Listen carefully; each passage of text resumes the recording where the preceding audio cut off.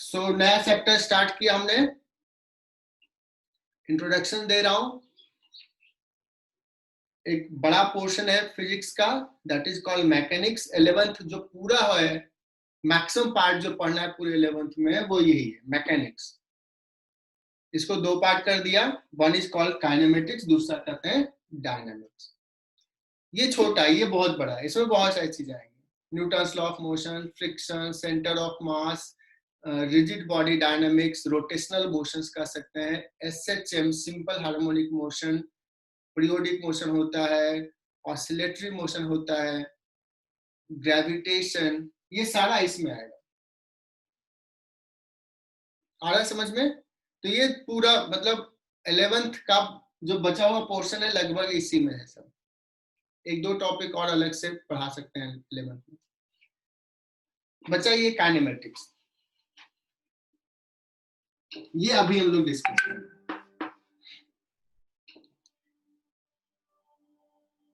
अच्छा, काइनेमेटिक्स में पढ़ना क्या है? काइनेमेटिक्स में पढ़ना है मोशन,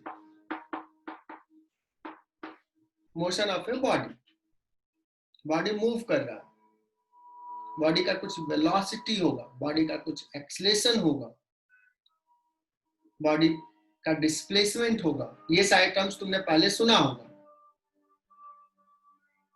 कुछ कुछ लोगों को पता होगा, थोड़ा थोड़ा तो पता ही है। तो सबसे पहले हमने लिखा मोशंस, तो कहोगे उसका अपोजिट क्या होगा? तो उसका अपोजिट हम लोग कहेंगे रेस्ट। बॉडी रेस्ट में है कि बॉडी मोशन में? रेस्ट में है तब तो कुछ करने की जरूरत नहीं है, पता ही है। मोशंस में है तो क्या करना है? बॉडी का वेलोसिटी क्या है, बॉडी का एक्सलेशन क्या है। एक्सलेशन दिया हुआ है तो अभी वेलोसिटी कुछ है, कुछ देर बाद उसका वेलोसिटी क्या होगा, किसी टाइम पे पार्टिकल कहां होगा, कितना डिस्टेंस ट्रेवल किया है किसी टाइम इंटरवल में, उसका वेलोसिटी का डायरेक्शंस क्या है अलग अलग टाइम पे। ये सारी चीजों को हम इसमें डिस्कस करेंगे। किसमें? काइनेमेटिक्स। समझ में आया? हम उसके मोशंस को एनालाइज करेंगे कि किसी भी डिस्क्राइब करेंगे मोशंस को कि कहां पे होगा, किसी टाइम पे पार्टिकल का वेलोसिटी क्या होगा, पार्टिकल का डिस्प्लेसमेंट क्या होगा। लेकिन इस चैप्टर में हम ये नहीं देखेंगे कि पार्टिकल मोशंस क्यों कर रहा है, उसका रीजन क्या है, कौन उसको मोशन करा रहा है। तो जैसे अगर मैं कहता हूं बॉडी एक्सलेट कर रहा है, तो तुम लोग थोड़ा सा पढ़े हो न्यूटन्स लॉ में कि बॉडी एक्सलेट क्यों करता है। न्यूटन्स ने कहा कि अगर उस पे why the body have acceleration, किसी में, सारे बच्चों को पता होगा, जब उस पे एक नेट रिजल्टेंट फोर्स होता है ना, तो वो होगा काउज ऑफ मोशन। तो ये चीज हम डायनेमिक्स में देखेंगे, व्हाई बॉडी एक्सलेट्स, ये इसमें देखेंगे। यहां पे हम लोग वो नहीं देखेंगे। तो यहां पे हम लिख लेते हैं काइनेमेटिक्स में हम लोग क्या डिस्कस करेंगे, वी विल डिस्क्राइब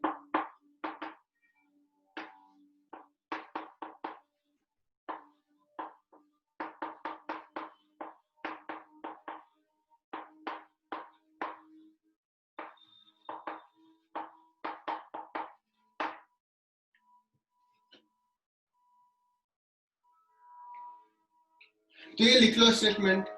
और डायनेमिक्स में क्या करेंगे,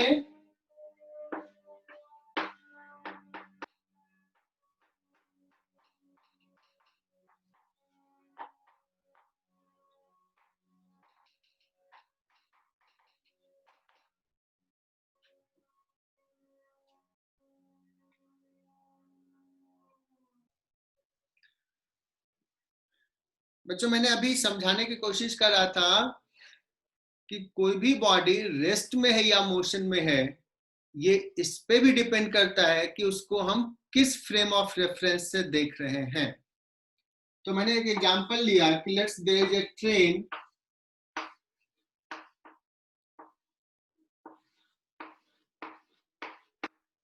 और यहाँ पे सीट पे कोई आदमी बैठा है, यहाँ पे कोई बैठा हुआ है, this is a, this is b, और प्लेटफॉर्म पे कोई बैठा हुआ आदमी, ये c, so b is at rest with respect to a, but b is moving with respect to C.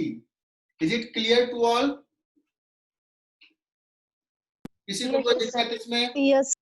So हम यहाँ पे स्टेटमेंट लिख दें कि बॉडी रेस्ट में या मोशन में, it depends on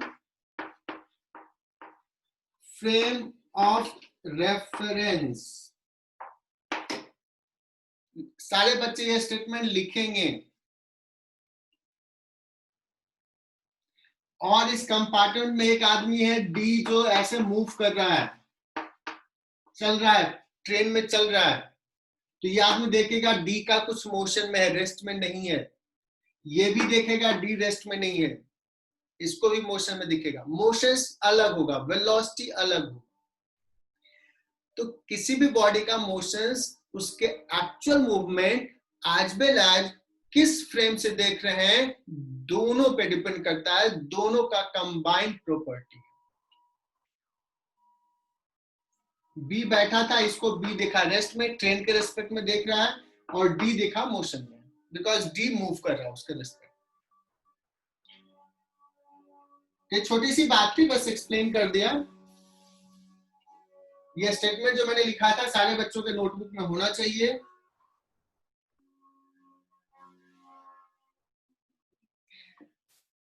but commonly अभी हमने कह दिया फ्रेम ऑफ रेफरेंस, बट मैं मोस्टली जो शुरुआत के लेक्चर्स होंगे उसमें ये डिस्कस करूंगा ग्राउंड फ्रेम। तो सारे क्वेश्चंस जो होंगे वो ग्राउंड फ्रेम में होंगे, नहीं मेंशन किया हुआ है कुछ, मतलब ग्राउंड फ्रेम। बाद में हम लोग एक चैप्टर है, एक पार्ट है जिसको बोलेंगे रिलेटिव मोशन, वहां पे हम इसको फिर से एक्सप्लेन करेंगे कि इसके रेस्पेक्ट में, ट्रेन के रेस्पेक्ट में क्या है, दूसरे ट्रेन के रेस्पेक्ट में क्या है, दूसरे कार के रेस्पेक्ट में क्या है, या अलग अलग फ्रेम ऑफ रेफरेंस लेंगे। बट मैंने सिर्फ हिंट दे दिया आपने। तो अब के बाद अभी जो हम लोग लेंगे सारा मोशंस किसके फ्रेम में ऑब्जर्व करेंगे, ग्राउंड के फ्रेम में, अर्थ के फ्रेम में। तुम अपना जो रूम है उस रूम के फ्रेम में कर सकते। ओके,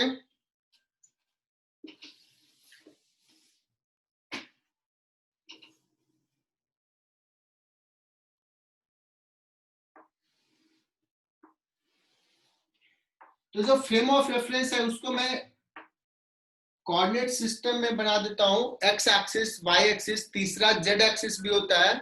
तो अभी 2 डायमेंशनल मोशन डिस्कस कर रहा हूं। तुम्हें पता है वेक्टर भी पढ़ लियो, इधर आई कैप बोलते हैं यूनिट वेक्टर, इधर जे कैप बोलते हैं unit vector. And let's particle is here, किसी टाइम पे पार्टिकल ए पॉइंट पे है और यहां से इसको मिला दिया, ये ओरिजिन हो गया, तो इसको क्या बोलते हैं, पोजीशन वेक्टर बोलते हैं क्या?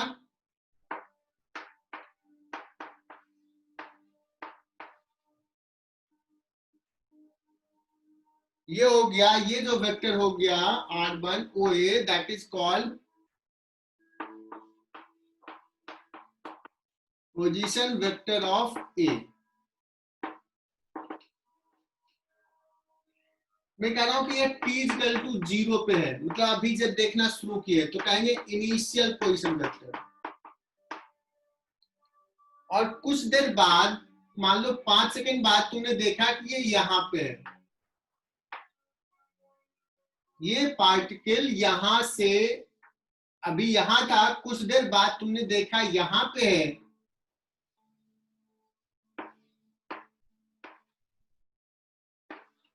R2 हो गया OB, मतलब पोजीशन वेक्टर चेंज हो गया। और तुम लोगों ने यही बताया कि कोई भी बॉडी मोशंस में कब कहलाएगा, तो उसका पोजीशन वेक्टर, उसका पोजीशन टाइम के साथ चेंज हो तो उसको बोलते हैं बॉडी मोशन में।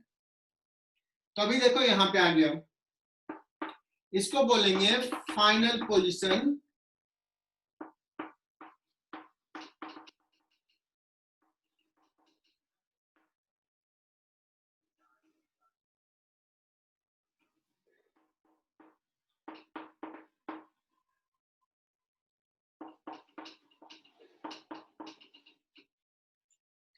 That means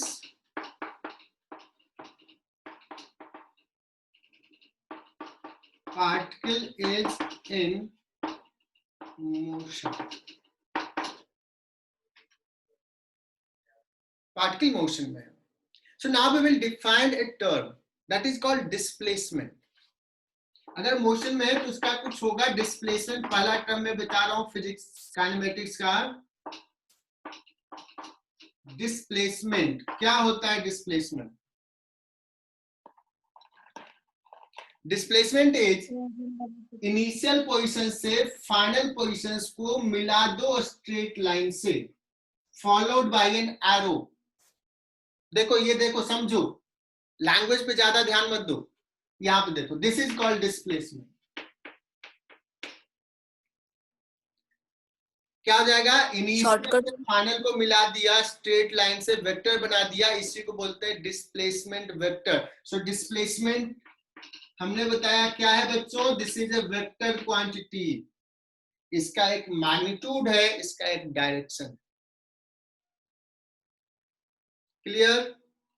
तो ये वेक्टर है, मतलब डिस्प्लेसमेंट यहां पे कौन सा वेक्टर है? A B. लैंग्वेज मैंने नहीं लिखा, तुमको लिखना है तो लिख सकते हो। Displacement a vector from initial positions to final position.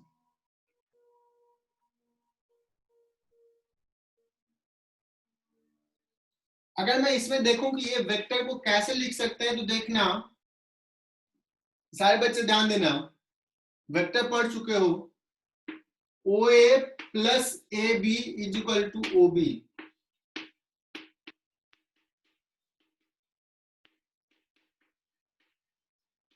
Triangle rule of vector addition, ये सबको दिख रहा होगा। मुझे चाहिए था a b, so a b is equal to क्या लिखूंगा? O b minus o a. बहुत बढ़िया। ओ बी क्या है? R2 वेक्टर, मतलब फाइनल पोजीशन वेक्टर। OA क्या है? Initial position vector. सो बच्चों, डिस्प्लेसमेंट को हम क्या बोल सकते हैं? Final position vector. दिख रहा है? नहीं दिख रहा? Minus initial position vector. हाँ, ये लिख लो, मैं यहाँ छोटा सा लिख देता हूँ। Final position vector minus initial position vector. बहुत बढ़िया, चलो रेस्पॉन्स आ रहा है। ये हो गया डेफिनेशन डिस्प्लेसमेंट का।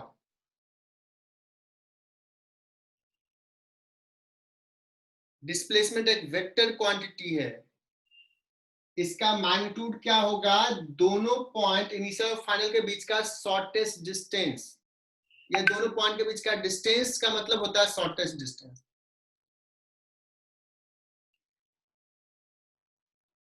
सो डिस्प्लेसमेंट, यहां तक सारे बच्चों को नोटबुक में होना चाहिए। सारे बच्चे लिखते रहे साथ में। ये मिटा रहा हूं।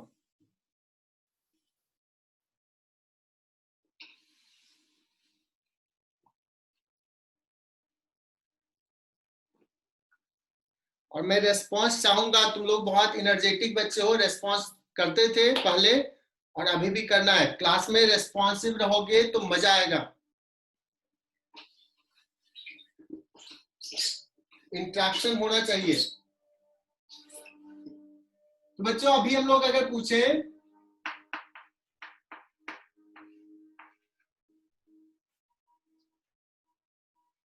कि डिस्प्लेसमेंट जो अभी लिखा, क्या हमने ये पूछा या बताया तुमको कि पार्टिकल यहां से यहां कैसे पहुंचा? वो ऐसे आके यहां पहुंचा है कि ये घूम के ऐसे आया है कि ऐसे आया है कि ऐसे आया है? हमने तो ये बताया भी नहीं और तुमने भी पूछा नहीं। और डिस्प्लेसमेंट का डेफिनेशन में ये कहीं जरूरत ही नहीं है कि पार्टिकल यहां से यहां कैसे आया। बस यहां था और अभी यहां है, और हम बता देंगे। तो डिस्प्लेसमेंट कह सकते हैं only depends upon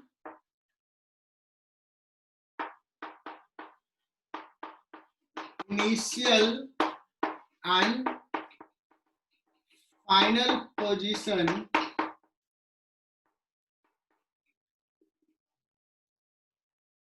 it is independent of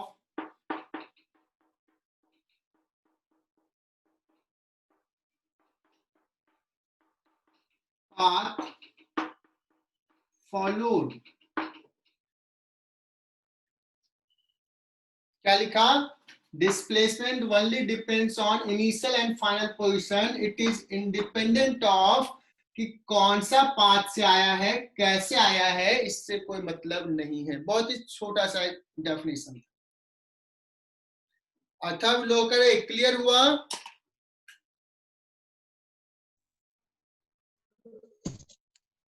yes sir. और मुझे लगता है कि सबने काइनेमेटिक्स पहले पढ़ा हुआ, तुम लोगों को ये भी क्लियर होगा कि ये वाला जो पाथ हमने दिखाया उसको क्या बोलते हैं, वो किस चीज किससे रिलेटेड है।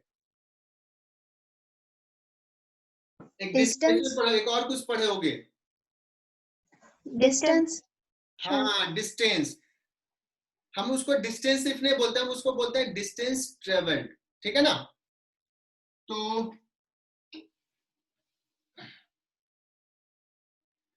मैं दूसरा डेफिनेशन लिख रहा हूं।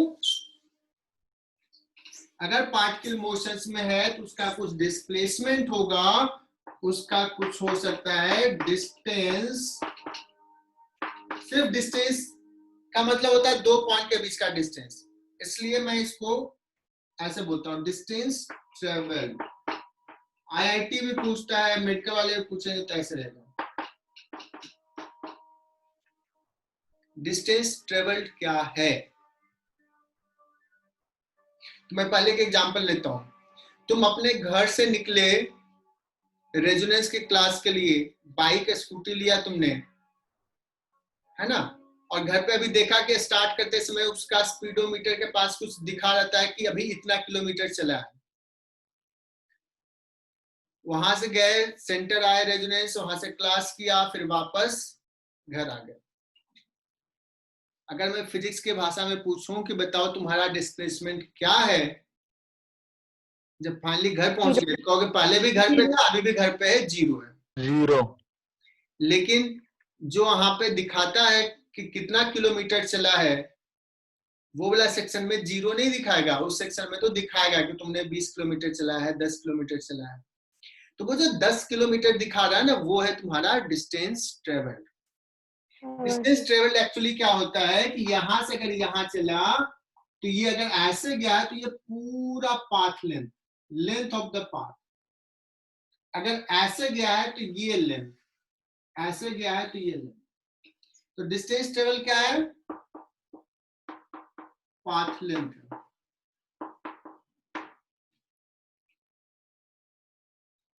इस किस पे डिपेंड करेगा? इट डिपेंड्स अपॉन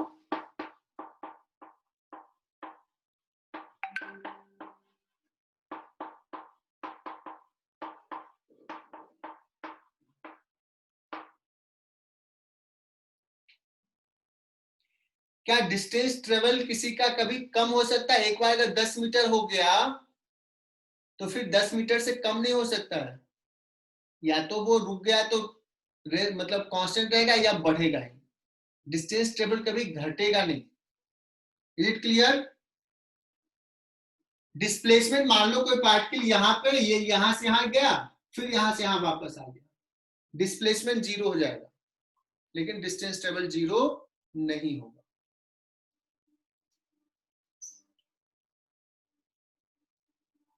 अगर किसी पार्टिकल के मोशंस के बारे में बात करें कि यहां से यहां गया, तो मैग्नीट्यूड ऑफ डिस्प्लेसमेंट और distance travel for certain motion, इसमें क्या रिलेशन हो सकता है? क्या ये हमेशा इक्वल होगा, कि हमेशा ये ग्रेटर होगा, या ग्रेटर देन इक्वल होगा, या लेसर होगा, क्या होगा?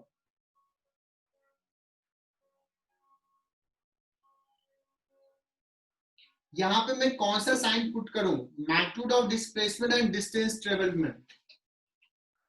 Yes, sir, n equal to. बहुत बढ़िया। इसने कहा कि सर मैग्नीट्यूड ऑफ डिस्प्लेसमेंट और डिस्टेंस ट्रेवल में डिस्टेंस ट्रेवल ग्रेटर होगा या कभी इक्वल भी हो सकता है। जैसे यहां से यहां चला, अगर पार्टिकल इसी लाइन पे ऐसे गया है तो डिस्टेंस ट्रेवल भी यही और डिस्प्लेसमेंट का मैग्नीट्यूड भी यही। लेकिन पार्टिकल अगर ऐसे गया है तो देखना ये पूरा लेंथ हो गया डिस्टेंस ट्रेवल और ये हो जाएगा डिस्प्लेसमेंट का मैग्नीट्यूड। ये छोटा है, ये बड़ा है। That means distance travel always greater और may be equal to the magnitude of displacement. क्या इसमें किसी को डाउट इस स्टेटमेंट में? No sir. सारे बच्चे लिख लें। No sir, clear sir. सारे बच्चों के नोटबुक में होना चाहिए ये।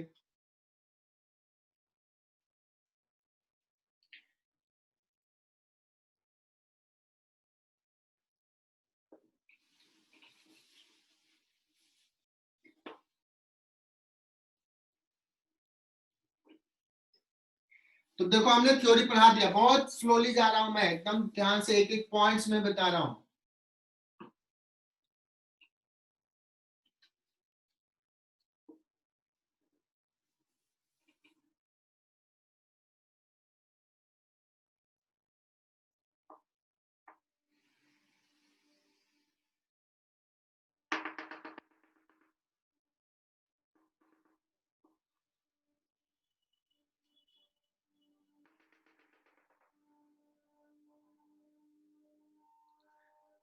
लिखो एक सवाल।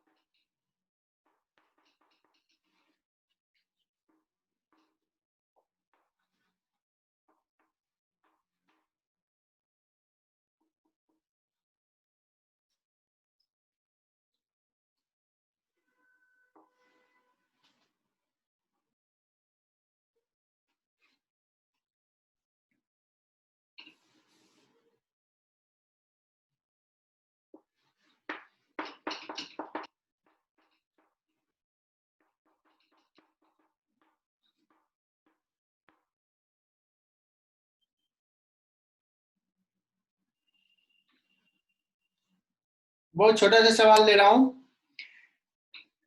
एक पार्टिकल है जो सेमी सर्कुलर ट्रैक पे मूव कर रहा है, ऐसे मूव कर रहा है ऐसे।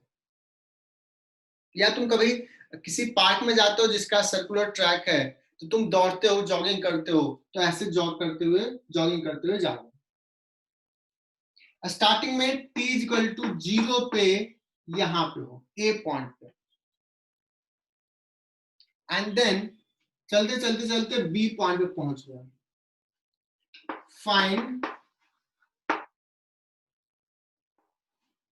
Magnitude of displacement,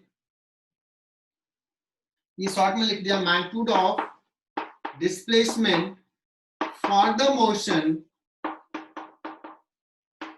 A to C। अब सारे बच्चे ये सवाल का जवाब दे सकते हैं, मुझे बताने की जरूरत नहीं है। ए से चलते हुए ऐसे चलते चलते चलते सी पहुंच गया, तो इस इंटरवल के लिए what will be the displacement, मैं किसी बच्चे से पूछूंगा। अंकित मावची, क्या होगा डिस्प्लेसमेंट? रेडियस आर है,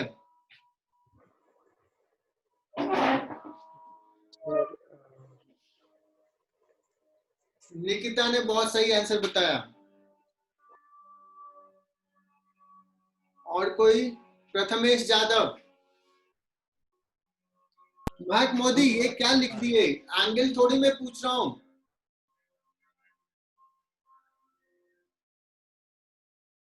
आवाज नहीं आ रही क्या? एक सेकंड, कुछ गड़बड़ है क्या? नहीं सही तो है। कोई माइक ऑन करके बोल सकते सर 2 आवर होगा, 2 आवर्स। निकुंज ने बताया 2 आवर होगा, बहुत बढ़िया। प्रतीक्षा थोड़ा सा गड़बड़ कर दी। 2 आवर बहुत ही सिंपल सा है। मैंने पूछा यहां से ऐसे करके यहां पहुंच गया। This is the initial position, this is final position, this is the displacement. मैंने मैग्नीट्यूड पूछा, कहोगे 2 आर।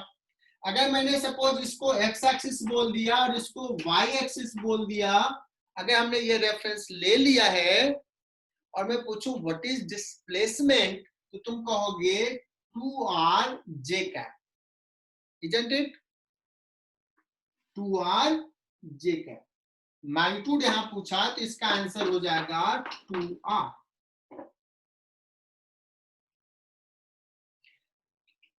दूसरा,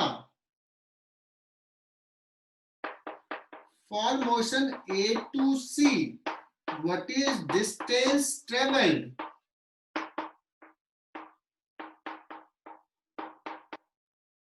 What will be the distance traveled?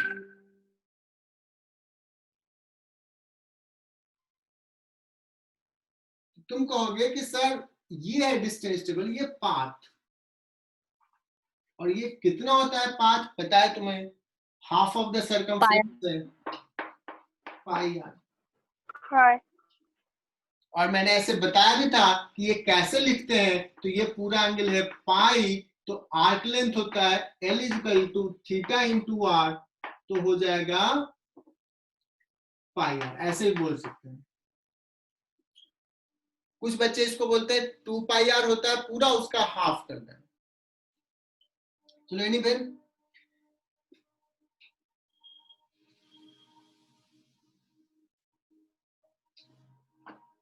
अब मैं पूछूंगा नेक्स्ट, फाइंड, तीसरा सवाल,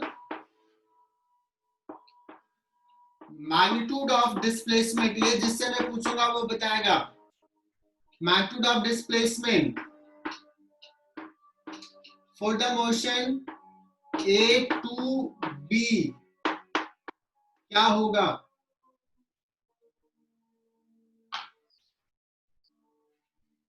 किससे मैं पूछूं? Yash Chaturvedi, Yashvardhan Chaturvedi, I think Yashvardhan. Yes sir. क्या होगा यहां से यहां तक के लिए डिस्प्लेसमेंट का मैग्नीट्यूड क्या होगा?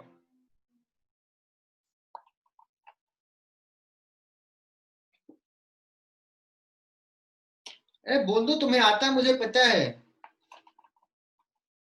जो दिल में आ रहा है बोल दो। ओ और बी, ओ बी से ओ ए। हाँ, वो भी था फाइनल। मैंने डिस्प्लेसमेंट का मैग्नीट्यूड पूछा है। चलो मैं ऑप्शंस दे देता हूं।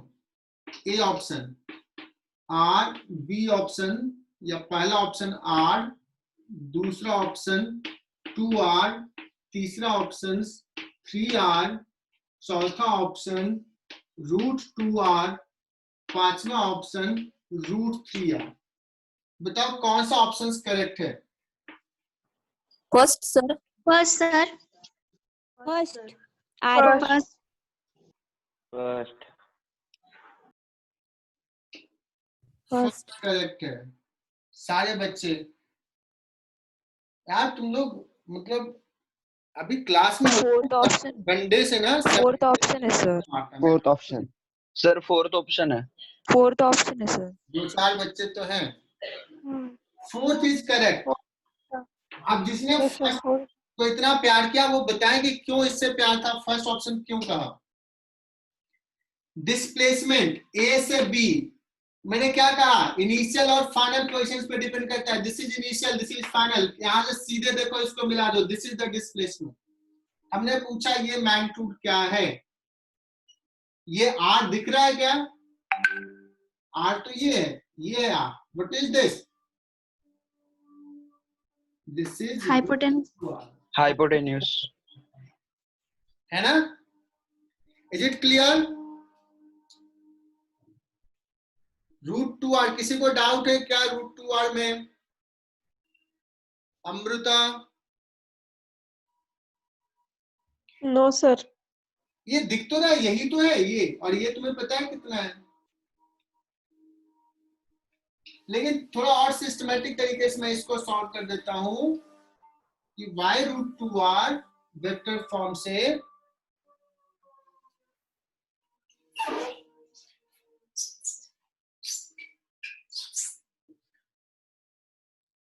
मैं पूछता हूं इनिशियल पोजीशन वेक्टर क्या है।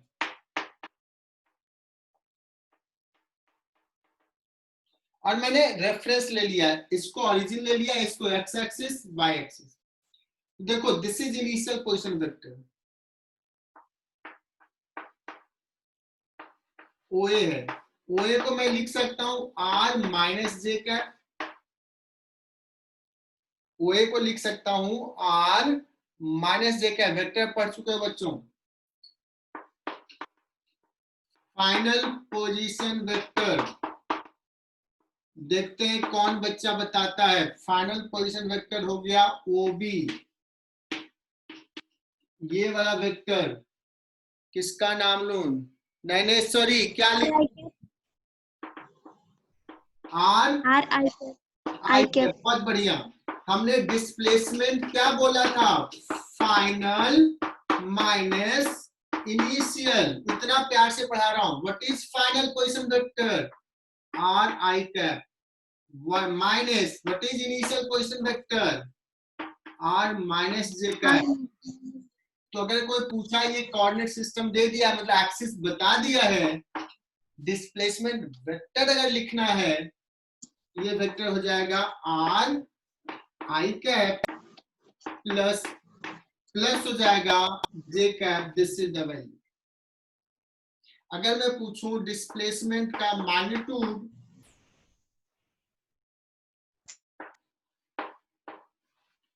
डिस्प्लेसमेंट का मैग्नीट्यूड का मतलब इसका मैग्नीट्यूड RI कैप प्लस जे कैप, तो जाएगा R बाहर, I cap plus J cap का मैग्नीट्यूड √2। क्लियर है ना? ये मैंने कॉमन ले लिया, परेशान नहीं हो रहे हो ना? किसी को दिक्कत है तो इसको ऐसे ही लिख लेते हैं, RI कैप प्लस R जे कैप। इसका मैग्नीट्यूड कैसे लिखेंगे? R square plus R square का रूट।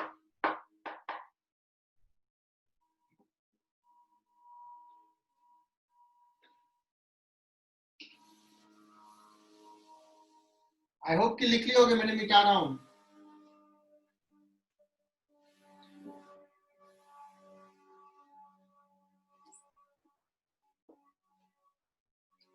अगर इसी में पूछूं what is distance travel,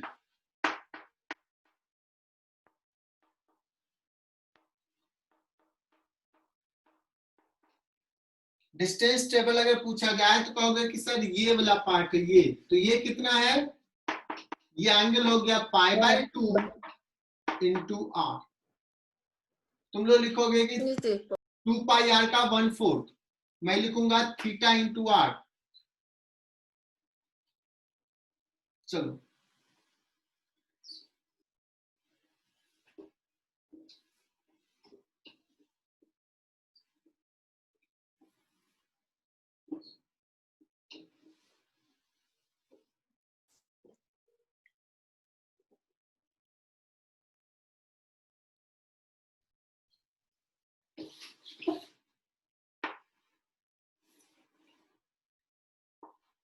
suppose एक पार्टिकल जो है ना वो रेक्टेंगुलर ट्रैक पे चल रहा है, तो तुम जॉगिंग ट्रैक जा रहे हो जो रेक्टेंगुलर है। This is A and this is B।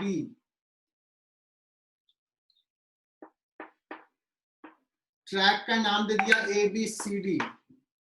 ए से चलना शुरू किया, चलते चलते ऐसे आया। सो फॉर द मोशन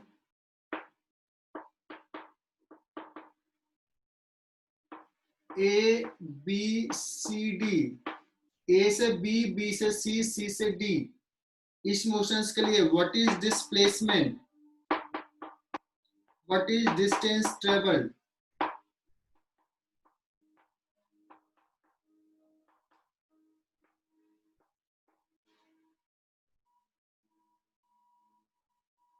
कौन बताएगा? सर डिस्प्लेसमेंट बी होगा। Displacement b. What is distance travel? 2a plus b. 2 in bracket a plus b. बताए, ये भी कोई सवाल है क्या? ये तो तुम्हारे घर पे अगर मम्मी भी बैठ के देख रहे हो करके चलते फिरते तो वो भी बता देंगे, है कि नहीं? क्या सोचते हो, क्या छोटा छोटा चीज पढ़ाते रहते हैं सर? आई होप कि बच्चों डिस्प्लेसमेंट डिस्टेंस ट्रेवल में ये कॉन्सेप्ट क्लियर हो गया होगा।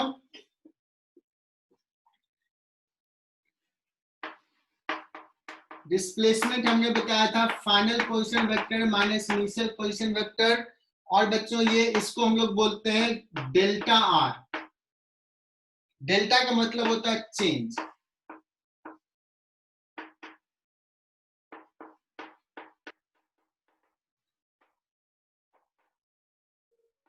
तो डिस्प्लेसमेंट को डेल्टा आर से लिख सकते हैं, डेल्टा एस से लिख सकते हैं।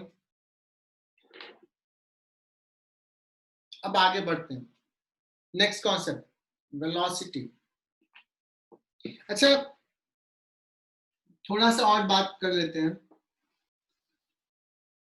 अगर कोई पार्टिकल कर्व्ड पाथ में मूव कर रहा है, a particle is moving on a curved path, a ये है बी, तो मैंने बता दिया कर्व्ड पाथ में मूव कर रहा है, तो इसमें बताओ कि डिस्प्लेसमेंट का मैग्नीट्यूड और डिस्टेंस ट्रेवल्ड में क्या होगा? कैन वी से कि ग्रेटर ही होगा? Yes. मैंने कह दिया कर्व्ड पाथ, तो कभी इक्वल हो सकता है क्या? This is the displacement, this is distance travel, ये कर्व वाला, तो यहाँ इक्वल देने की जरूरत नहीं है। नहीं सर, इक्वल नहीं होगा। इक्वल नहीं हो सकता है ना? Yes, interval 2 distance second 5 second वो इंटरवल में, फॉर सर्टेन इंटरवल। अब मैं बात कर रहा हूं, एक पार्टिकल है जो स्ट्रेट लाइन पर मूव कर रहा है, स्ट्रेट लाइन पे मूव कर रहा है, यहां से यहां चला, क्या बताओगे? डिस्प्लेसमेंट और डिस्टेंस ट्रेवल में क्या होगा? कौन सा बड़ा होगा या इक्वल होगा? इक्वल होगा। होगा सर, दोनों होगा सर, इक्वल होगा। इक्वल होगा। यहां से यहां गया, ऐसे गया, दिस इज द डिस्प्लेसमेंट और ये डिस्टेंस ट्रेवल। लेकिन थोड़ा सा ध्यान देना भी, क्या ग्रेटर हो सकता है डिस्टेंस ट्रेवल? इस केस में हो सकता है। हमने तो सिर्फ कहा कि यहां से यहां गया है, हो सकता है कि आदमी ऐसे गया और ऐसे चल के फिर वापस यहां आ गया। अगर ऐसा हुआ है तो डिस्टेंस ट्रेवल ज्यादा है डिस्प्लेसमेंट के मैग्नीट्यूड से। लेकिन अगर वो ऐसा ही चला है तो दोनों का magnitude equal. Is it clear? Yes. तो अगर मैं एक स्टेटमेंट बोलूं, स्टेटमेंट ऐसे रहेगा, ये particle is moving on a straight line, then distance travel और डिस्प्लेसमेंट का मैग्नीट्यूड मस्ट बी इक्वल, तो क्या ये करेक्ट स्टेटमेंट होगा? Yes sir, correct.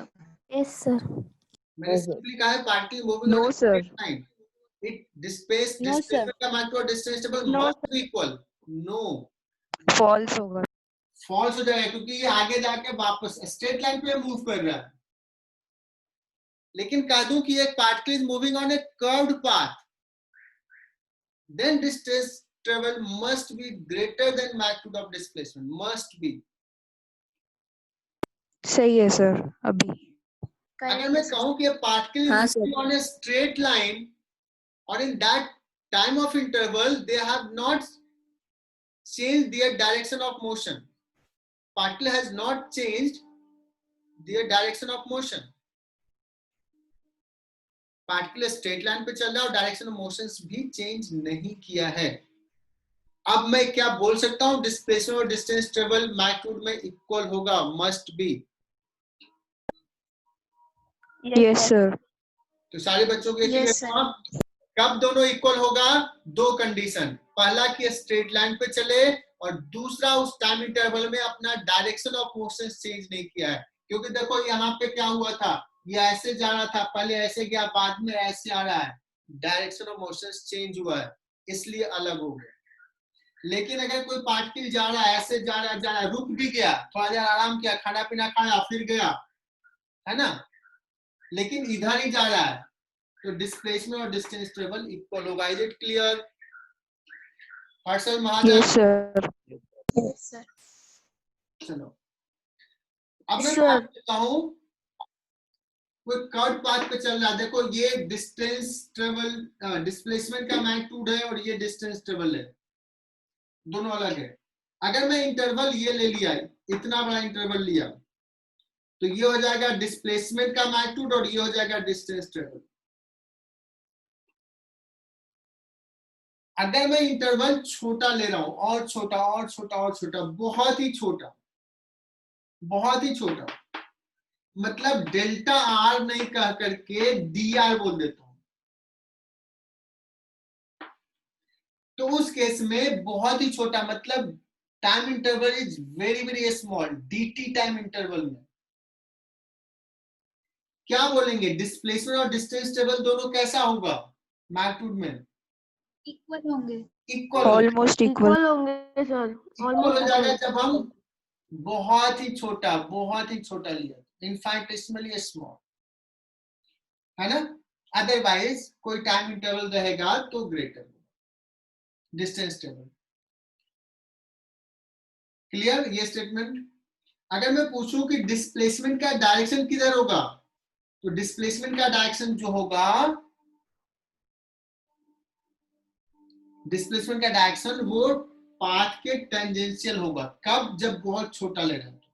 लेकिन जब बड़ा ले रहे हैं तो यहाँ पे टेंजेंट कुछ अलग, यहाँ पे कुछ अलग, इस इंटरवल में ये हो गया डिस्प्लेसमेंट का डायरेक्शन।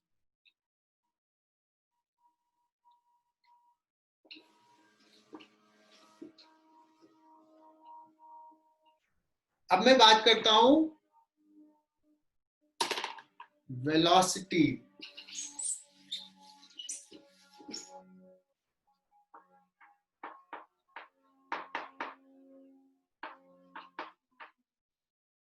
और उससे पहले मैं लगा दिया एवरेज वेलोसिटी। एवरेज वेलोसिटी का डेफिनेशन है बच्चों सिंपल सा, डिस्प्लेसमेंट अपॉन टाइम इंटरवल। देखो सिंपल सा मैं डेफिनेशन दिया, एवरेज वेलोसिटी का क्या डेफिनेशन हो जाएगा, total displacement upon total time, या सिंपली लिख दिया डिस्प्लेसमेंट अपॉन टाइम टेकन। अगर कहोगे सर एवरेज वेलोसिटी डिफाइन किए, तो एक काम करो,